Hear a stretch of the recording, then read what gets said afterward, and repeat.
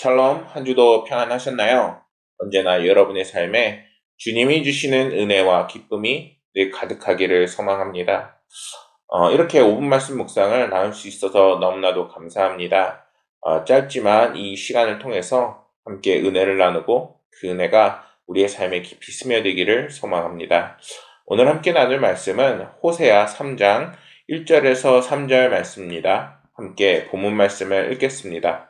여호와께서 내게 이르시되 이스라엘 자손이 다른 신을 섬기고 건포도 과자를 즐길지라도 여호와가 그들을 사랑하나니 너는 또 가서 타인의 사랑을 받아 음녀가 된 그녀를 사랑하라 하시기로 내가 은 15개와 보리 한 호멜 반으로 나를 위하여 그를 사고 그에게 이르기를 너는 많은 날 동안 나와 함께 지내고 음행하지 말며 다른 남자를 따르지 말라. 나도 내게 그리하리라 하였노라. 아멘. 오늘 함께 나눈 말씀에서는 한 쌍의 커플이 나오고 있죠. 바로 고멜과 호세아가 나오고 있습니다. 연인 관계에서 정말 중요한 게 무엇일까요? 바로 서로에 대한 신뢰와 믿음일 것입니다.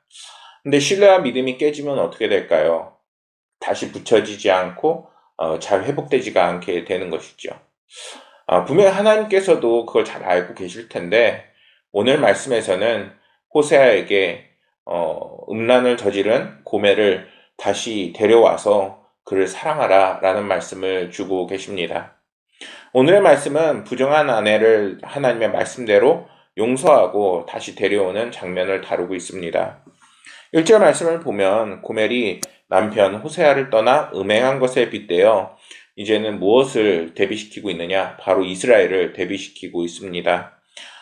여호와를 배반하고 다른 우상을 섬기는 이스라엘인들이 나오기 시작하게 되는 것이죠. 고멜은 음란한 여인으로 엄숙한 결혼 서약을 어기고 그리고 자신의 마음대로 음행을 하게 됩니다. 마찬가지로 이스라엘은 오직 여호와 하나님만 섬길 것이라는 언약을 깨뜨리고 그리고 풍요와 번성을 위해 가나안 신이었던 바알 신을 숭배하는 사람들이 생겨나게 되는 것입니다. 그런데 오늘 말씀에서 너무나도 놀랍고도 특별한 말씀을 주고 계십니다. 바로 호세아에게 본래 남편인 호세아가 떠나서 이제 음행을 저지른 고멜을 다시 사랑하라고 명령하고 있는 것이죠. 이는 하나님께서 고멜과 같은 영적 간음을 저지르고 하나님을 배신한 이스라엘을 이제는 다시 품으시고 돌아오라고 하는 말씀과도 같은 말씀인 것입니다. 이러한 하나님의 사랑은 우리가 정말 뭔가 이해하려고 한다고 해서 이해되지 않는 하나님의 크신 은혜와 사랑을 분명하게 얘기하고 있는 것이지요. 오늘날에도 많은 사람들이 정말 주님을 믿는다고 얘기하면서 조금만 매 순간 하나님의 사랑과 은혜는 잊어버리고 또 다른 것을 믿어버리는 경우도 더러 있습니다. 우리의 삶에서 정말 오늘 정말 하나님께서 부어주신 그 은혜가 있음에도 불구하고 그것을 깨닫지 못하고 살아가고 있는 그 모습 역시 그렇게 빗대어 볼 수가 있지요. 우리에게 정말 배신이라는 것은 어떤가요? 정말 사람과 사람과의 신뢰가 깨진다는 것은 정말 어떻게 말로 표현할 수 없는 뭔가 범법은 아니지만 정말 용서할 수 없는 죄와도 같다라고 분명하게 얘기할 수 있을 것입니다. 그런데 하나님께서는 오늘 말씀에서 호세아를 통해서 정말 자신을 배신한 그 사람을 용서해 주시고 또한 다시 받아들여 주시고 그리고 사랑하라 말씀하시는 것을 볼 수 있게 되는 것이지요.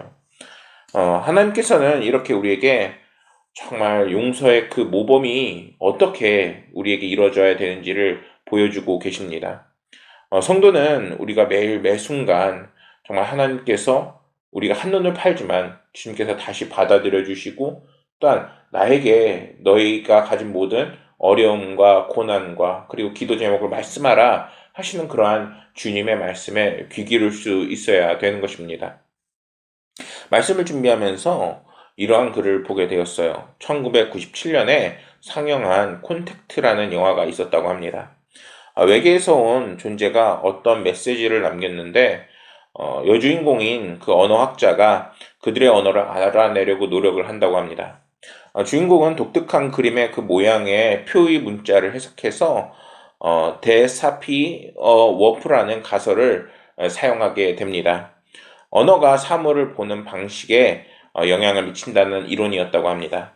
즉 새로운 언어를 익히면 새로운 생각을 하게 되고 더 나아가 새롭게 사물을 볼 수 있다라는 주장입니다.